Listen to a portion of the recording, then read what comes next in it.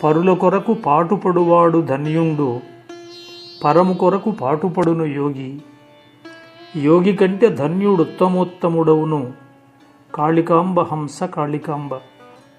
నదులు నీళ్ళిస్తున్నాయి, చెట్లు పండ్లిస్తున్నాయి, ఆవులు పాలిస్తున్నాయి, ఇవన్నీ పరోపకారం చేస్తున్నాయి అంటారు పెద్దలు. నీతులు బోధించడానికి ఈ దృష్టాంతాలు ఉపయోగపడతాయి. కానీ అవి పరోపకారం కోసం అంటే కాసింత సందేహమే. ఎందుకంటే అవన్నీ ప్రకృతి సిద్ధంగా మనకు అందుతూ ఉన్నాయి. ఇతరులకు అవసరం వచ్చినప్పుడు, సమస్యలు ఎదురైనప్పుడు, కష్టాల్లో ఉన్నప్పుడు అలాంటి వారి ఇబ్బందుల్ని తొలగించగలిగితే అది ఉపకారం అవుతుంది. బంధువులకో మిత్రులకో కాకుండా ఇతరులకు కానీ, అసలు పరిచయం లేని వారికి కానీ ఉపకారం చేస్తే అది ఇంకా దొడ్డది అవుతుంది. ఆ తల్లి చంకల్లో 2 పిల్లలున్నారు. ఒకడు తనవాడు, మరొకడు యజమాని కొడుకు. యజమానిని, ఆయన ఇల్లాలిని కిరాతకంగా చంపిన దుండగులు యజమాని కుమారుడి కోసం వెతికారు.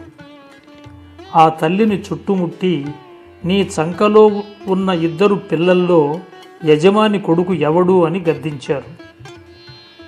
ఆమె ఒక చంకలో బిడ్డను వారికి అందించింది. ఆ బిడ్డను కత్తికి బలిచేసి జయజయధ్వానాలతో వెళ్ళిపోయారు.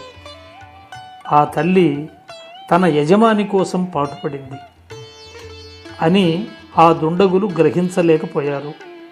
ఆ బిడ్డను తన బిడ్డగా పెంచి పెద్ద చేసింది. ఆ కొడుకు వీరుడయ్యాడు, పగ సాధించాడు, పెంచిన తల్లిని అమ్మగా చూశాడు. ఆమె పేర చెరువు కట్టించాడు, ఊరు కట్టించాడు. ఆయన ఇంటి పేరు కూడా ఆ తల్లి పేరే అయింది. పరుల కొరకు పాటుపడువాడు ధన్యుడు అంటే ఆ తల్లికి మించిన దృష్టాంతం ఉందా? ఇది 1000 ఏళ్ల కిందటి గాథ. ఆ తల్లి పేరు పోలి, ఆ ఇంటి వంట మనిషి. పోలి ధన్యురాలు కదా. తొలి మానవుడు ఆకాశం వైపు ఎగజూశాడు. అది ఏమిటి అనుకున్నాడు. వెలుగు, చీకటి, వెన్నెల, గాలి, వాన, ఉరుములు, మెరుపులు, పిడుగులు అక్కడి నుంచే వస్తున్నాయి. తన మేధస్సుకు పదును పెట్టుకున్నాడు. ఎంతో విజ్ఞానం సంపాదించుకున్నాడు, జ్ఞానము సంపాదించుకున్నాడు. జ్ఞాన విజ్ఞానాలను ప్రపంచానికి పంచిపెట్టాడు.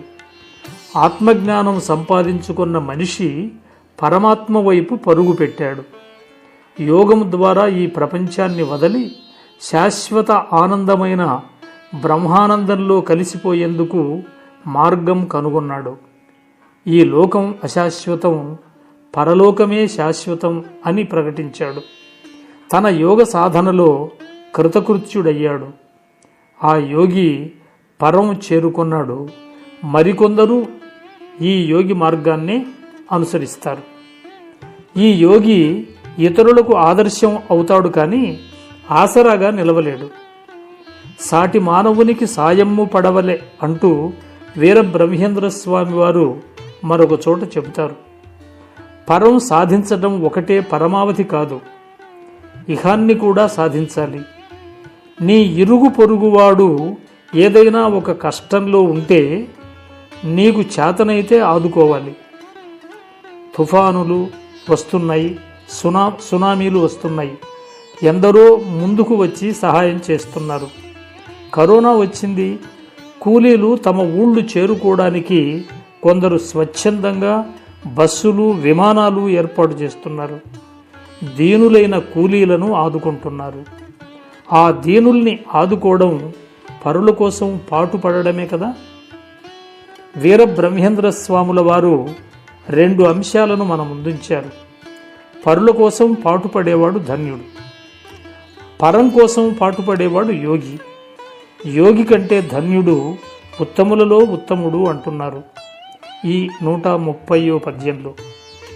పరుల కొరకు పాటుపడువాడు ధన్యుండు, పరము కొరకు పాటుపడును యోగి. యోగి కంటే ధన్యుడు ఉత్తమోత్తముడవును, కాళికాంబ హంస కాళికాంబ.